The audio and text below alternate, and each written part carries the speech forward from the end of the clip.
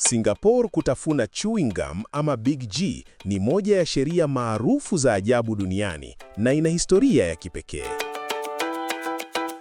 Kutengeneza, kuuza au kuingiza Big G ni haramu, isipokuwa Big G ya kitabibu au iliyoidhinishwa kisheria. Sheria hii ilianza rasmi mnamo mwaka 1992.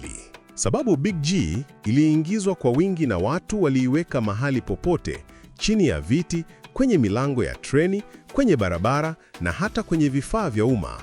Hali hii iliharibu miundombinu ya umma, hasa mfumo wa treni.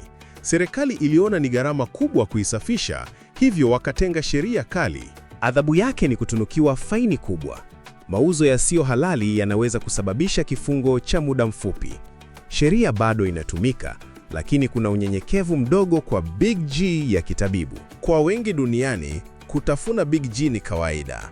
Singapore ni moja ya nchi chache ulimwenguni ambazo zilikataza kabisa Big G kwa umma. Kwa kifupi, Singapore inachukulia usafi na utunzaji wa umma kwa uzito, hata kwa jambo dogo kama Big G.